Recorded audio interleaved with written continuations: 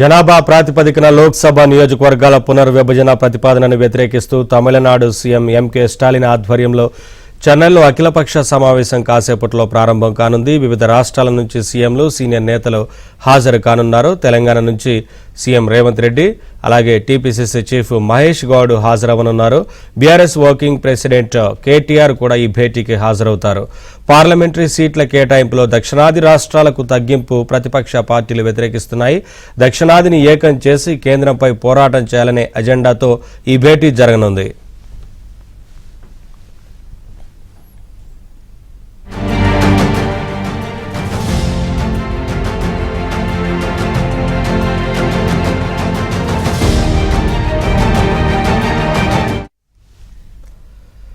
జనాభా ప్రాతిపదికన నియోజకవర్గాల పునర్విభజన జరిగితే అది ఖచ్చితంగా దక్షిణాది రాష్ట్రాలకు అన్యాయం జరుగుతుంది అంటూ అఖిలపక్ష భేటీ జరగబోతా ఉంది. ఈ భేటీలో పలు పార్టీలకు సంబంధించిన పలువురు ప్రముఖులు హాజరవుతున్నట్లుగా తెలుస్తూ ఉంది. ఇదే అంశానికి సంబంధించి మరింత సమాచారం మా కరెస్పాండెంట్ దినేష్ అప్డేట్స్ అందిస్తారు. దినేష్, ఇప్పటికే ఇటు తెలంగాణ నుంచి ముఖ్యమంత్రి రేవంత్ రెడ్డి, టీపీసీసీ చీఫ్ మహేష్ గౌడ్, మరొక వైపున బీఆర్ఎస్ నుంచి వర్కింగ్ ప్రెసిడెంట్ కేటీఆర్ ఈ మీటింగ్కి హాజరవబోతున్నారు. అలాగే కేరళ నుంచి, ఇతర రాష్ట్రాల నుంచి కూడా హాజరవుతున్నారు కదా. ప్రధాన ఎజెండా ఏంటి, ఇంకా ఏ అంశాలకు సంబంధించి ఆయా పార్టీల నేతలు చెప్తున్నారు? Thank you Naveen. మనం చోళా దగ్గర ఉన్నాం. ఇప్పుడు మనం చూడొచ్చు ఈ చోళా హోటల్లో మరి కాసేపట్లో యొక్క మీటింగ్ ప్రారంభం కాబోతున్న నేపథ్యంలో చాలా కీలకమైనటువంటి అంశాలు చర్చకు రాబోతుంది. ముఖ్యంగా డీలిమిటేషన్ అంటే ఏంటి అని సామాన్య ప్రజలకు కూడా అర్థమయ్యే విధంగా ఇక్కడ ఈ కార్యక్రమంలో ఒక వాయిస్ తీసుకోవడం జరుగుతుంది.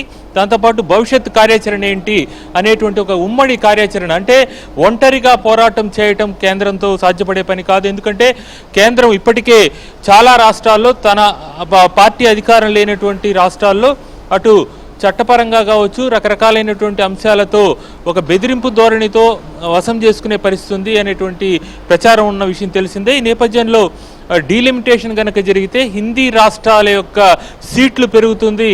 హిందీ రాష్ట్రాల్లో ఉండేటువంటి ఎంపీ సీట్లు పెరిగిన తర్వాత హిందీయేతర రాష్ట్రాలు ఏదైతే ఉందో మనం చూడొచ్చు, తెలుగు రాష్ట్రాల్లో తెలుగు, కర్ణాటక కన్నడ, కేరళలో ఉండేటువంటి కేరళ, అలాగే పంజాబ్కి సంబంధించి, వెస్ట్ బెంగాల్కి సంబంధించి అంటే బెంగాలీ, మహారాష్ట్రకు సంబంధించినటువంటి ఆ భాషలకు సంబంధించినటువంటి హిందీయేతర రాష్ట్రాలకి హిందీకి అనేటువంటి, అంటే ఇప్పటివరకు మతపరంగా ఉండేటువంటి అంశం తర్వాత భాషపరంగా మారే అవకాశం ఉంటుంది. అది కాకుండా సీట్లు హిందీ రాష్ట్రాలు అంటే ఉత్తరప్రదేశ్లో ఇప్పటివరకు 80 పైచిలకు సీట్లు ఉంటే అది సుమారుగా 120 నుంచి 140కి పెరుగుతుంది అనేటువంటి చర్చ కూడా ఉంది. అంటే ఒక్కసారిగా ఈ మొత్తం దక్షిణాది రాష్ట్రాల యొక్క ఇప్పటికే బీజేపీకి హిందీ బెల్ట్లో ఎక్కువ సీట్లు గెలుచుకునేటువంటి పరిస్థితి ఉంది.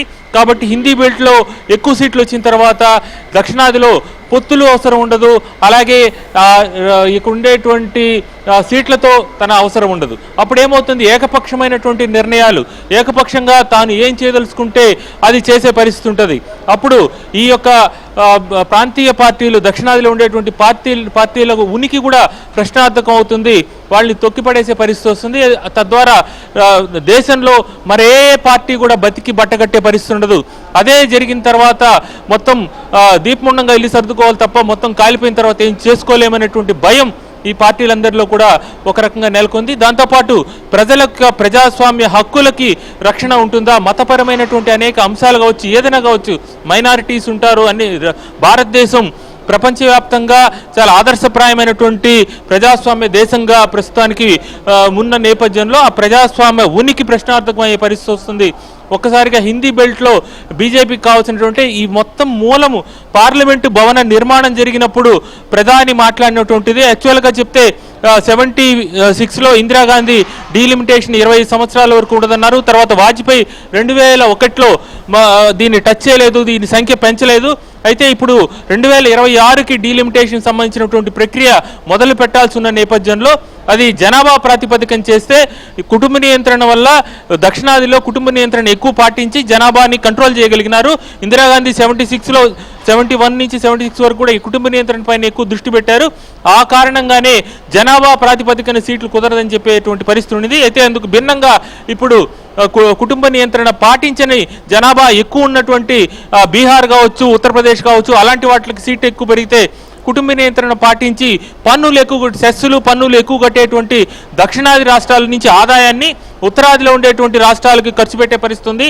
తద్వారా ఆర్థికంగా కావచ్చు, రాజకీయంగా కావచ్చు, ప్రజాస్వామ్యతమైనటువంటి అనేక హక్కులకు కూడా కాలరాచే పరిస్థితి ఉంది అనేటువంటి భయం అటు అందరిలో ఉంది. దీన్ని ఎడ్యుకేట్ చేయడంతో పాటు ముందు జేఏసీ ఏర్పడిన తర్వాత ఇది ఒక పెద్ద ప్రజాస్వామ్య ఉద్యమంగా కూడా మారే పరిస్థితి తీసుకురావాలనేటువంటి ఒక యాక్షన్ ప్లాన్తో వీళ్ళందరూ నేతలు ఒకటవుతున్నారు.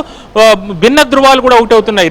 రేవంత్ రెడ్డి, అక్కడ ఉండేటువంటి కేటీఆర్ వీళ్ళు కూడా ఇక్కడికి వస్తున్నారంటే పార్టీల పరిస్థితి, వాళ్ళకి సంబంధించినటువంటి ప్రజాస్వామ్యాన్ని రక్షించుకోవాలనేటువంటి ధోరణి మనం అర్థం చేసుకోవచ్చు. కాబట్టి ఈరోజు మీటింగ్ ఒక ఎత్తు అయితే ఈరోజు మీటింగ్ తర్వాత ఖచ్చితంగా దీని ప్రభావం మరింత ఉధృతంగా ఈ ఉద్యమాన్ని ప్రజల్లోకి తీసుకువెళ్లే పరిస్థితి కనిపిస్తోంది. Thank you Dinesh, thanks for the updates.